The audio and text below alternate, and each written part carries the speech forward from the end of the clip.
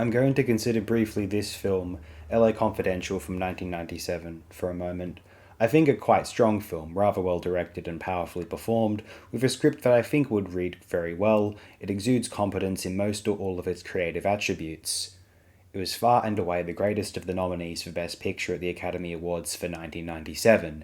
It was up against some titles people don't seem to think of so fondly now, like As Good as It Gets, Good Will Hunting, Titanic, and The Full Monty.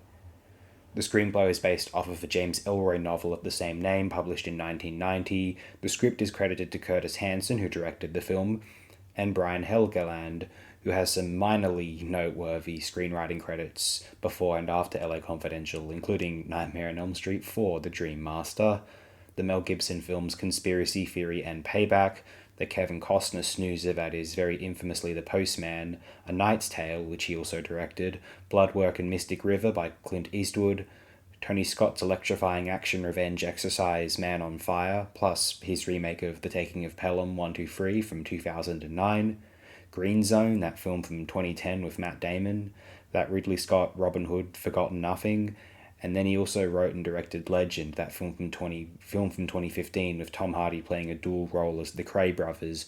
I always wanted to see that, sort of. Not sure how earth-shaking it will be, but I assume I might find it rather fun. It might be fair to say that LA Confidential is the most impressive item in the Helgeland body of work, so far at least. Director and co-writer Curtis Hanson had a history of writing scripts also. He has writing credits on two interesting films of the later 20th century, 1970's The Dunwich Horror, a pretty remarkable and early H.P. Lovecraft film adaptation, and co-writing 1982's White Dog with its director, the wholly legendary Hollywood great Samuel Fuller.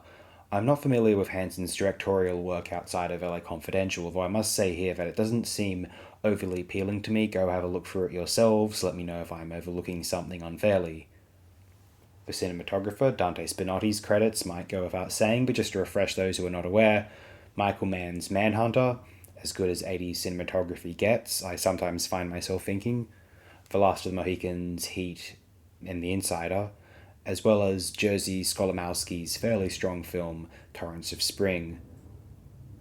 This would also be the most well-known film which was based off of one of James Ellroy's novels, or that he worked on in a writing capacity in some way.